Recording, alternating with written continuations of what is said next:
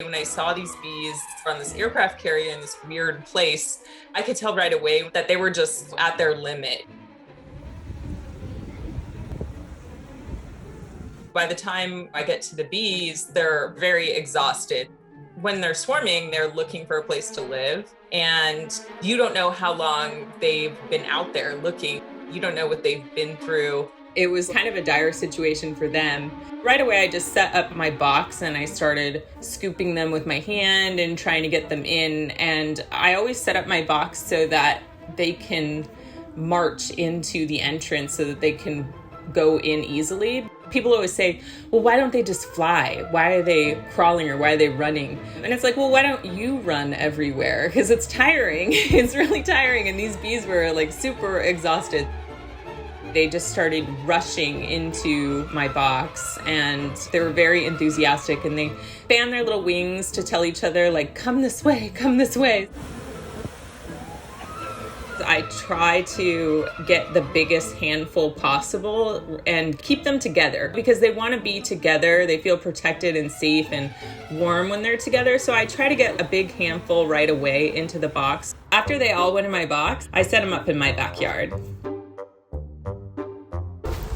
Beautiful. I usually bring the bees there on a temporary basis and I'll keep them for like a couple of weeks just to make sure that they have their queen, that they're recovering okay from the rescue and that they're doing well. Hello. Let's see, are there any eggs in here? Ooh, some honey.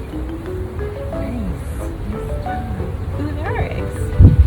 A lot of beekeepers name their queen bees, but I like to name the colony because honeybees are like a super organism, and I think that's something that's really cool about them, that they're like this collective animal. So it's not just the queen that's important, it's really the whole colony. I like to name the colonies after where I got them from. For example, I'll call it the Midway Rescue Colony.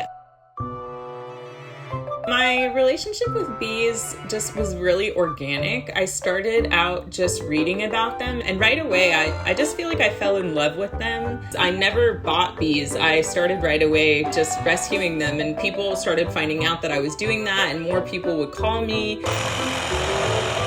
A typical week of beekeeping, anything could happen really. The compost bin rescue was tough just because I was trying to figure out how can I get in here without damaging them.